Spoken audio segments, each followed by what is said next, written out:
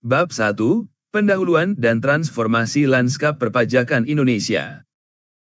Latar belakang dan urgensi pemahaman pajak orang pribadi.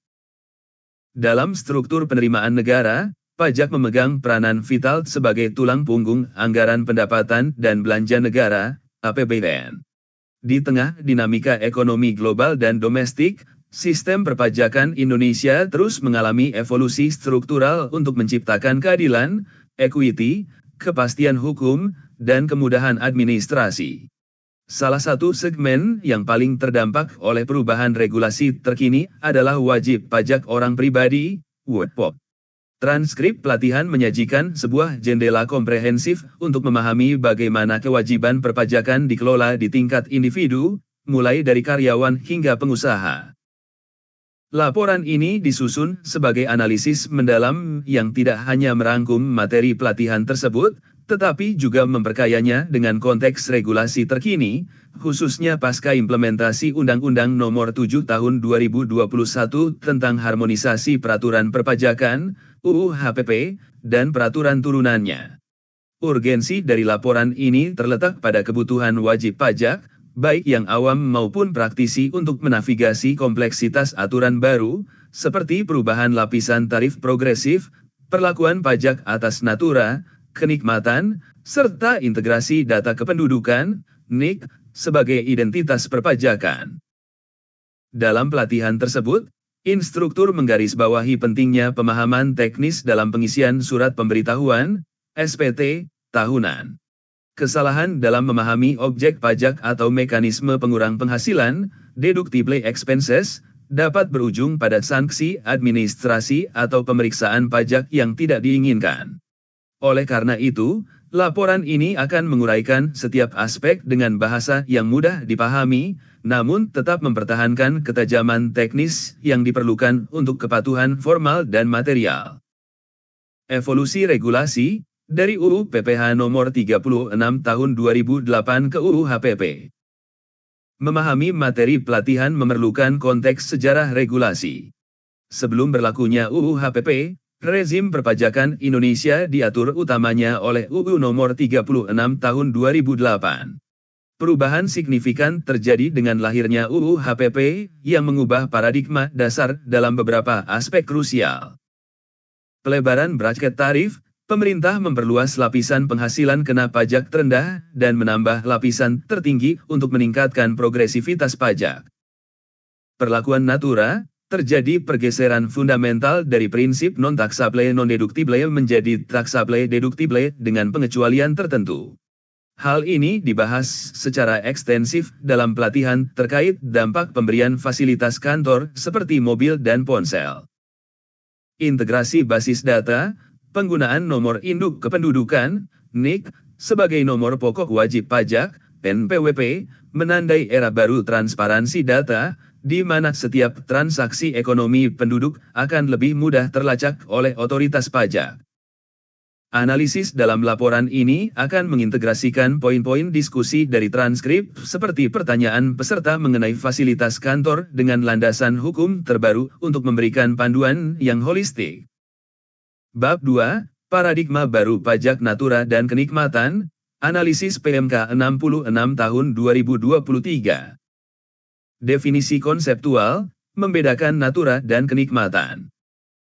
Dalam sesi pelatihan, instruktur memberikan porsi pembahasan yang signifikan mengenai natura dan kenikmatan. Bagi orang awam, kedua istilah ini seringkali dipertukarkan, namun dalam hukum pajak, keduanya memiliki implikasi yang berbeda. Natura merupakan imbalan sehubungan dengan pekerjaan atau jasa yang diberikan dalam bentuk barang selain uang. Kunci utamanya adalah adanya pengalihan kepemilikan aset dari pemberi kerja kepada penerima. Contoh konkretnya adalah pemberian beras, gula, seragam, atau perangkat elektronik seperti ponsel yang menjadi hak milik pegawai. Kenikmatan merupakan imbalan dalam bentuk hak atas pemanfaatan suatu fasilitas atau pelayanan. Fasilitas ini bisa bersumber dari aset milik pemberi kerja atau aset pihak ketiga yang disewa oleh pemberi kerja.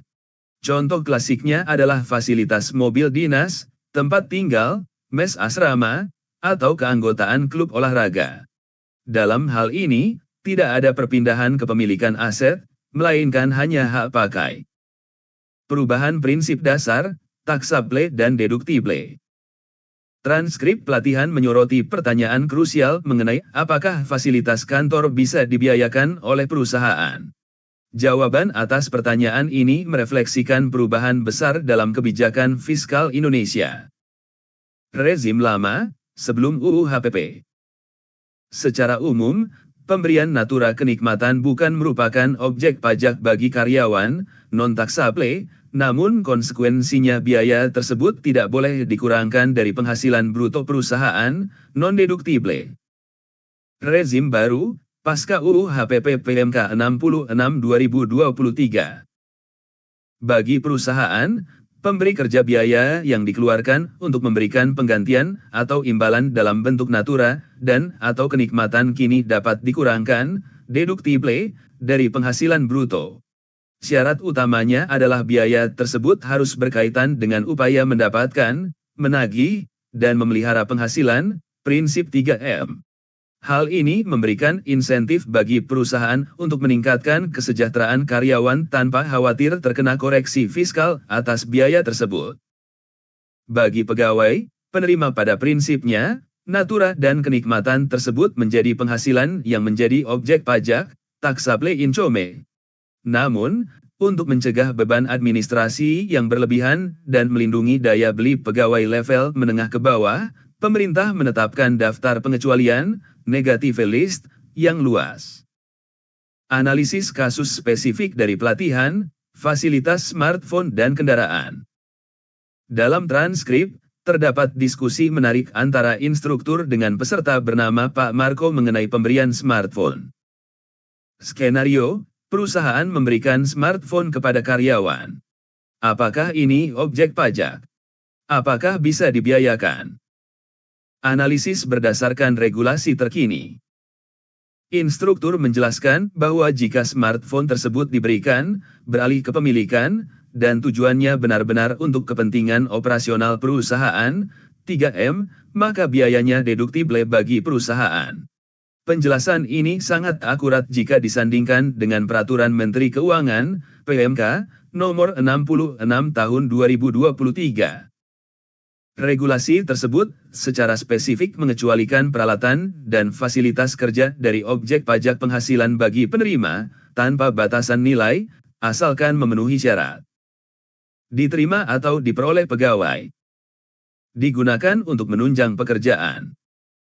Contoh peralatan yang dikecualikan meliputi laptop, komputer, ponsel, pulsa, dan sambungan internet. Implikasi praktis.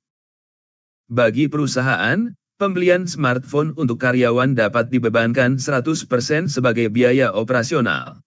Tidak perlu lagi melakukan koreksi fiskal 50% seperti pada aturan lama, Cap 220 PJ 2002, untuk biaya pulsa, karena aturan tersebut telah dicabut dan digantikan prinsip baru ini. Bagi karyawan, nilai smartphone tersebut tidak perlu dihitung sebagai tambahan penghasilan dalam SPT tahunan, sehingga tidak menambah beban pajak karyawan. Catatan kepatuhan, instruktur menekankan aspek moral dan profesionalisme, meskipun aset perusahaan kadang digunakan untuk keperluan pribadi, misal menelepon keluarga, penggunaan utamanya harus tetap untuk tujuan bisnis. Dokumentasi kebijakan perusahaan, kompani polisi, mengenai aset ini menjadi vital saat pemeriksaan pajak. Daftar negatif, natura yang dikecualikan dari objek pajak. Pemerintah menyadari bahwa memajaki seluruh natura akan sangat memberatkan. Oleh karena itu, PMK 66 2023 menetapkan 5 kategori utama natura kenikmatan yang dikecualikan dari objek PPh. Berikut adalah rincian mendalamnya. Makanan dan minuman bagi seluruh pegawai. Fasilitas makan minum dikecualikan dari pajak dalam kondisi disediakan di tempat kerja, makanan yang disediakan di kantor, pabrik, atau lokasi kerja bagi seluruh pegawai tanpa batasan nilai. Kupon makanan, reimbursement bagi pegawai dinas luar, seperti tim marketing atau transportasi, yang tidak bisa menikmati makan di kantor, perusahaan dapat memberikan kupon. Terdapat batasan nilai tertentu, misalnya maksimal 2 juta rupiah per bulan atau senilai pengeluaran makan di kantor, mana yang lebih tinggi.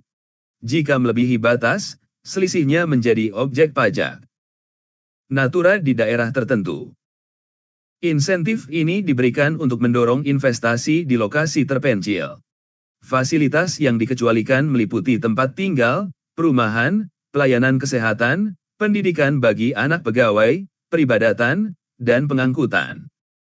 Syarat, lokasi usaha harus ditetapkan sebagai daerah tertentu oleh Direktur Jenderal Pajak, DJP. Daerah ini biasanya memiliki infrastruktur ekonomi dan transportasi yang belum memadai. Pengecualian, fasilitas olahraga di daerah tertentu dikecualikan, kecuali olahraga mewah seperti golf, balap perahu bermotor, pacuan kuda, terbang layang, dan otomotif. Fasilitas mewah ini tetap menjadi objek pajak bagi penerimanya. Keharusan pekerjaan, K3. Peralatan yang berkaitan dengan keamanan, kesehatan, dan keselamatan kerja, K3, mutlak bukan objek pajak.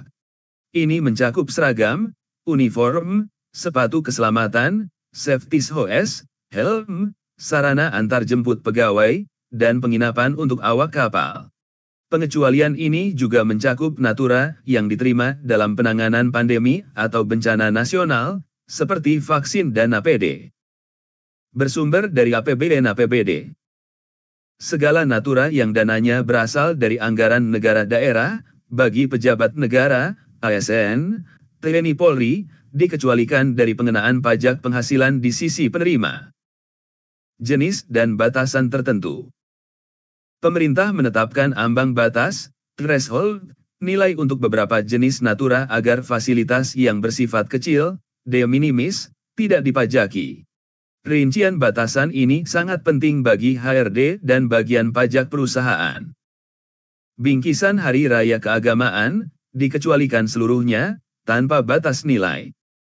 Bingkisan lainnya, ulang tahun, DLL dikecualikan maksimal 3 juta rupiah per tahun per pegawai. Fasilitas olahraga, selain golf, DLL dikecualikan maksimal 1.500.000 rupiah per tahun per pegawai. Tempat tinggal komunal, asrama mes dikecualikan tanpa batas nilai. Tempat tinggal individual, sewa apartemen rumah dikecualikan maksimal 2 juta rupiah per bulan.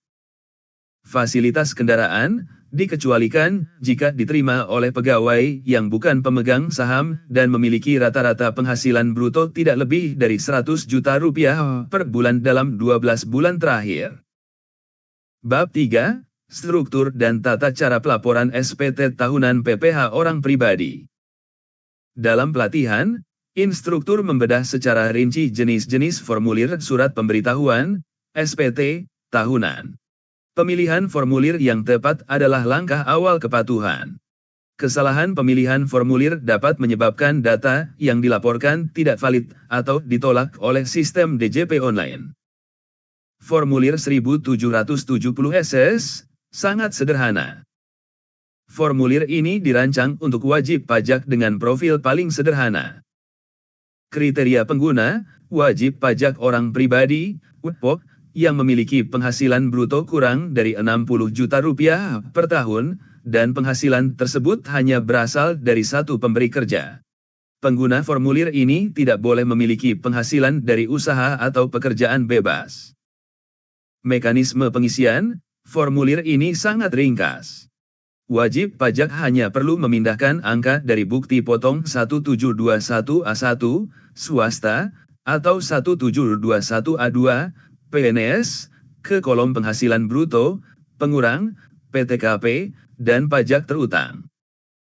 Pelaporan harta utang, berbeda dengan formulir lain, pada 1770 SS, pelaporan harta dan utang dilakukan secara lump sum, total nilai gabungan, tanpa perlu merinci detail per item aset. Ini memudahkan wajib pajak awam. Formulir 1770S, sederhana. Formulir ini satu tingkat lebih kompleks dan mengakomodasi variasi penghasilan yang lebih luas. Kriteria pengguna, WOP dengan penghasilan bruto sama dengan atau lebih dari 60 juta rupiah per tahun, atau pegawai yang bekerja pada lebih dari satu pemberi kerja, atau memiliki penghasilan dalam negeri lainnya, seperti bunga, royalti, sewa harta, namun tidak melakukan kegiatan usaha pekerjaan bebas. Struktur formulir terdiri dari induk SPT dan dua lampiran utama. Lampiran 2 digunakan untuk melaporkan penghasilan yang dikenakan PPh final, penghasilan yang tidak termasuk objek pajak, daftar harta, dirinci per aset, kode harta, nama harta, tahun perolehan, harga perolehan, daftar utang, dan susunan anggota keluarga. Lampiran I melaporkan penghasilan neto dalam negeri lainnya, bunga, royalti, sewa, penghasilan yang tidak termasuk objek pajak, warisan, beasiswa, dan daftar bukti potong dari pihak lain. Strategi pengisian, instruktur dalam pelatihan menyarankan teknik pengisian, mundur, from back to front, yaitu mulai mengisi dari lampiran 2, kemudian lampiran I, dan terakhir induk SPT. Hal ini memastikan angka-angka teragregasi secara otomatis dan akurat ke halaman induk. Formulir 1770, lengkap. Ini adalah formulir, sapu jagat, yang paling komprehensif. Kriteria pengguna, WOP yang memiliki penghasilan dari kegiatan usaha atau pekerjaan bebas, contoh, pedagang toko, dokter praktik mandiri, notaris, konsultan, arsitek. Juga wajib digunakan oleh pegawai yang memiliki penghasilan lain yang memerlukan pembukuan. Struktur formulir terdiri dari induk dan 4 lampiran, 4, 3, 2, I. Lampiran 4, harta, utang, dan daftar susunan keluarga. Lampiran 3, penghasilan yang dikenakan pajak final, seperti PPh UMKM 0,5%, sewa tanah bangunan, bunga deposito, dan penghasilan bukan objek pajak. Lampiran 2, daftar bukti pemotongan pemungutan PPh oleh pihak lain, pasal 21, 22, 23. Transkrip menjelaskan perbedaan fungsi lampiran ini dengan kolom penghasilan. Lampiran ini adalah kredit pajak, atau pajak yang sudah dibayar di muka melalui pihak lain. Lampiran I, inti dari perhitungan penghasilan neto usaha. Di sini wajib pajak memilih metode perhitungan, menggunakan pembukuan, laporan laba rugi komersial yang dikoreksi fiskal, atau pencatatan dengan norma penghitungan penghasilan neto, NPPN, 1. Bab 4, Mekanisme Perhitungan Pajak dan Tarif Terbaru, UU HPP. Transkrip pelatihan memberikan simulasi perhitungan yang sangat relevan dengan kondisi pasca UU HPP. Laporan ini memperjelas struktur tarif dan mekanisme perhitungan yang berlaku untuk tahun pajak 2024 dan 2025. Penghasilan tidak kena pajak, PTKP. PTKP adalah batasan penghasilan yang tidak dikenakan pajak, yang berfungsi sebagai pengurang penghasilan neto sebelum dikalikan tarif pajak. Berdasarkan data riset dan transkrip, besaran PTKP tidak mengalami perubahan signifikan dalam beberapa tahun terakhir dan diproyeksikan tetap untuk tahun 2025, kecuali ada kebijakan mendadak. TK0, wajib pajak sendiri 54 juta rupiah per tahun. Status kawin, tambahan 4.500.000 rupiah. Tanggungan, tambahan 4.500.000 rupiah per orang, maksimal 3 orang saudara semenda dalam garis keturunan lurus. Penggabungan penghasilan suami istri, tambahan 54 juta rupiah. Contoh kasus, seorang karyawan laki-laki menikah dan memiliki 2 anak, status K2, maka PTKP-nya adalah 54 juta rupiah, diri, 4.500.000 rupiah, istri, 9 juta rupiah, 2 anak, 67.500.000 rupiah. Lapisan tarif progresif pasal 17, UU HPP. UU HPP membawa perubahan signifikan pada lapisan tarif, tax bracket, untuk menciptakan keadilan. Perubahan ini meringankan beban pajak masyarakat menengah bawah dan meningkatkan kontribusi kelompok super kaya, high wealth individuals. Berikut adalah tabel tarif yang berlaku. Lapisan penghasilan kena pajak, PKP. Tarif pajak. Keterangan perubahan. Rp0 SD Rp60 juta. 5%. Batas atas naik dari Rp50 juta, UU lama, menjadi Rp60 juta. Rp60 juta SD Rp250 juta. 15%. Rentang lapisan disesuaikan. Rp250 juta SD Rp500 juta. 25%. Tetap. Rp500 juta SD Rp5 miliar. 30%. Rentang diperluas hingga Rp5 miliar. 5 miliar rupiah. 35%. Lapisan baru untuk orang super kaya. Simulasi transkrip. Instruktur memberikan contoh perhitungan untuk PKP sebesar Rp167.642.160. Perhitungan tidak langsung dikalikan 15%. Tier 1, 5% X Rp60 juta 3 juta rupiah. Tier 2, 15% X Rp167.642.160 60 juta rupiah, 15% X Rp107.642.160 16.146.324 rupiah. Total pajak terutang Rp3 juta, 16.146.324 rupiah, 19.146.324 rupiah. Simulasi ini menunjukkan pentingnya memahami mekanisme progresif, bukan tarif flat. Tarif efektif rata-rata, TER, untuk PPh 21 bulanan, Enrichment. Meskipun transkrip fokus pada SPT tahunan, penting untuk menambahkan konteks aturan terbaru PP nomor 58 tahun 2023 yang berlaku mulai 1 Januari 2024.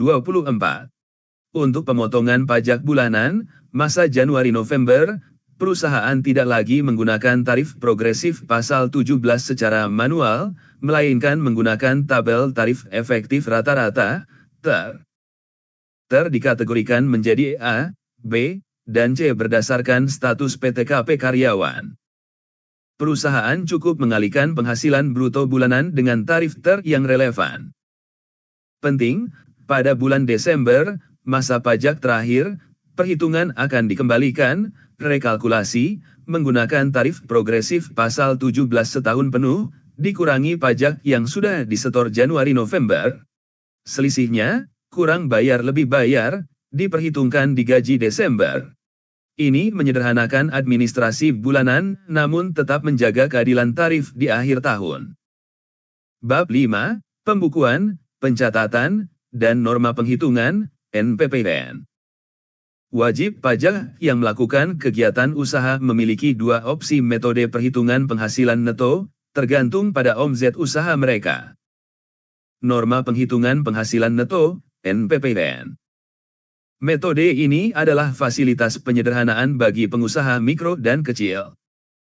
Syarat penggunaan, peredaran bruto, omzet, setahun kurang dari 4.800.000.000 rupiah. Kewajiban administrasi, wajib pajak harus memberitahukan penggunaan NPPN kepada DJP paling lambat 3 bulan pertama tahun pajak, biasanya akhir Maret. Jika lalai melapor, wajib pajak dianggap memilih menyelenggarakan pembukuan, dan jika tidak punya pembukuan, berisiko terkena sanksi saat pemeriksaan.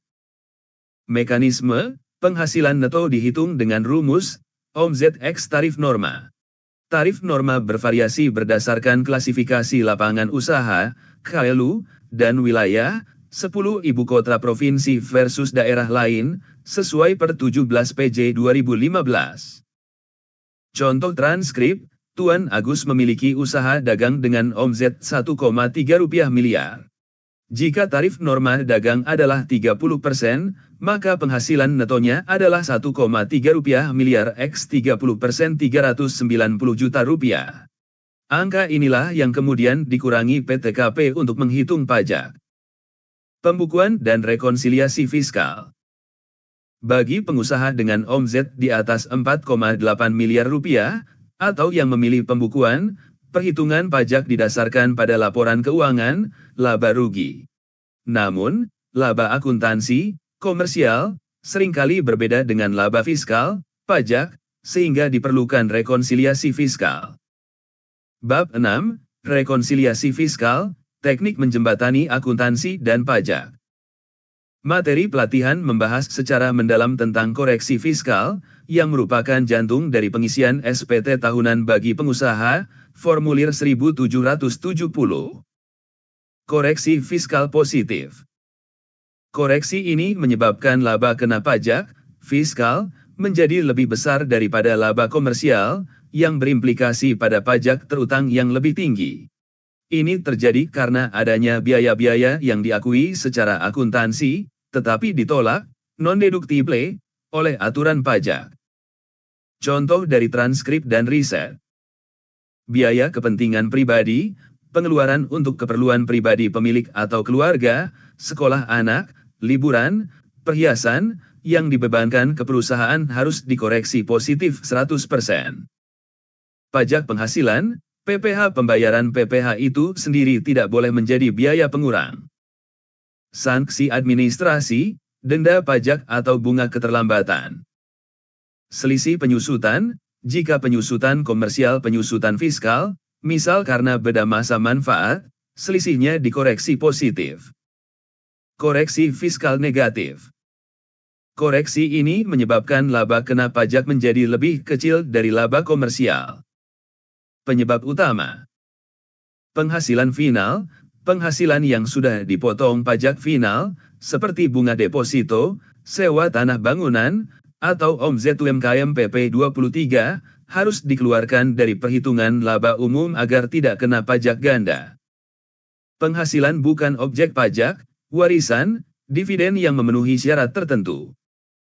Selisih penyusutan, jika penyusutan fiskal penyusutan komersial, misal karena metode saldo menurun pada pajak versus garis lurus pada akuntansi.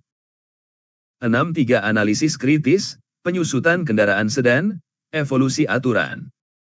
Salah satu poin paling teknis dalam transkrip adalah diskusi mengenai biaya penyusutan mobil sedan perusahaan.